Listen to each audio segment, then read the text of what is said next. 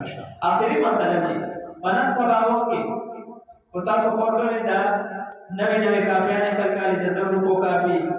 د 100 روپو والا کاپی د 50 والا د 100 والا نوې پیسې حاصلې دي اختر کې ماشومان له ورکې سوسنه پاره دي نو چې کله ته بانک ته ورشې یا دکاندار له ورشې چې د 100 روپو کاپی پکار ده هغه ته وایي چې 1200 روپے برابر درکې د 100 روپو کاپی اخلي 1200 یا 1300 اضافه وبسې دا اضافه سود دی وایي جنس یو د یاد ساته کله چې د مول کرنسی یو وي او د هغه ملکیت او مالیت یو وي نو په دې صورت کې اضافه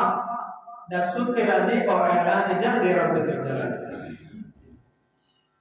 نو دا څه معنی کوي البته د دې جواز صورت شته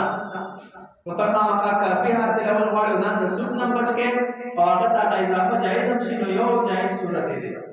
هغه دا چې دکاندار چې تعالی کله د 100 روپو کاپی درکړي او تا نه 1200 اخلي نو د کاپی سره د یو بل سیس هم درکې د پیسو نه علاوه مثلا یو پین دې درکې یو پنسل دې درکې د دې نه علاوه یو شارپنر دې درکې یو بل سیس دې درکې نو دا 100 روپے با د 100 روپو په مقابل کې شي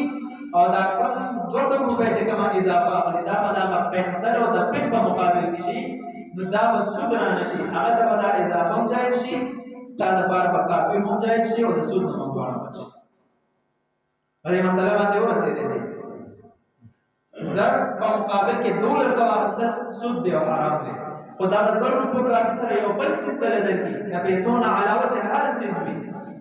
نو دا کومه اضافه شراله دا به د هغه سیس په مقابل کې شي او 100 روپے به د 100 روپو په مقابل کې شي نو ستاسو لپاره بالکل دا سیس جایز شي کافي به ملو شو سود ته وقت شي